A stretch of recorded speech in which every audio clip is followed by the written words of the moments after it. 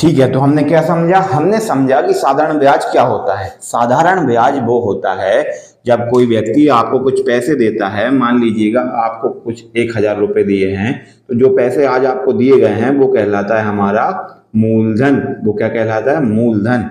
और जिस rate of interest पे दिए हुए, मतलब जितना परसेंट वो ब्याज लेगा, वो कहलाती है हमारी दर। ये तो आपने काफी सुना होगा कि 3% के दिए हैं या 2% के दिए हैं, तो वो क्या कहलाती है? आपकी दर। 2% हो सकती है, 5 हो सकती है, 10, जिस भी तरीके से सामने वाला देता है तो वो क्या है? उसकी दर। और जितने भी समय के लिए देता है, एक निश्चित समय देता है कि आपको इतने समय में वापस करना है। मान लीजिए 3 वर्ष दिया हुआ है, तो वो कहलाता है हमारा समय। जब हमें कोई 1,000 रुपये 2% की दर से 3 वर्ष के लिए देता है, तो हम उसे कितना पैसा वापस करेंगे, है ना? कितना पैसा उसका ज्यादा हो जाएगा। जो पैसा ज्यादा होगा 1,000 रुपये में, जो पैसा ज्यादा होगा वो कहलाएगा उसका साधारण ब्याज।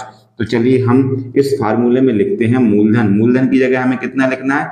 1,000। और दर जो लिखी हुई है, दर की जगह पर हमें कितना लिखना है? 2। और कितना समय के लिए दिया है हमने? 3 वर्ष के लिए दिया है, तो लिख देंगे 3। नीचे 100 लिखा हुआ है। तो जब ऐसे मल्टीप्लाई रहता है ना, तो नीचे जैसे 100 लिखा हुआ है, ऊपर 1,000 लिखा हुआ है, तो हम क्या कर सकते हैं? इसकी 2 जीरो से इसकी 2 जीरो को काट सकते हैं। काट दिया। अब ऊपर क्या बचा? यहाँ पर बचा 10, और 2 का 3 में यदि हम मल्टीप्लाई कर देंगे तो कितना हो जाएगा? 3 दूनी 6। अब उसके बाद में हम क्या करेंगे? 6 का 10 में कर देंगे तो 6 दाम 60। तो जो हमारा साधारण ब्याज निकल के आया, जो हमारा ब्याज निकल के आया, वो क्या कहलाएगा? 60 रुपए कहलाएगा। साधारण ब्याज बराबर कितना हो जाएगा? 60 रुपये। मतलब 1,000 रुपये तो वो देगा ही देगा, साथ में कितने रुपए ज्यादा देगा? 60 रुपए ज्यादा देगा। ठीक है ना? तो साधारण ब्याज हमारा निकल के आया 60 रुपए। और यदि आपसे पूछा जाए कि मिश्र धन टोटल वो पैसे कितने वापस करेगा, मिश्र धन क्या होता है, वो हम अगले वीडियो में समझेंगे। ठीक है, आपको बात समझ में आई? साधारण ब्याज समझ में आ रहा है आपको किस तरीके से? साधारण ब्याज निकालने के लिए आपको पता होना चाहिए मूलधन गुणित दर गुणित समय।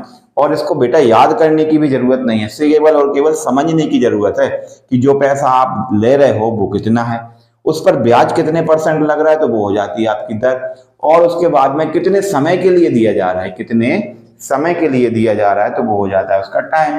और नीचे जो लिखा रहता है हमेशा आप उसमें 100 का डिवाइड करते हैं। मूलधन की जगह आप मूलधन लिख देते हैं, दर की जगह आप दर लिख देते हैं, समय की जगह समय लिख देते हैं। 2 जीरो से 2 जीरो काट देते हैं, यहाँ बचता है 10। 3 दूनी 6।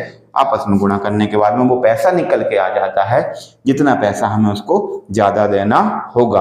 और जो पैसा ज्यादा हुआ वो ही हमारा साधारण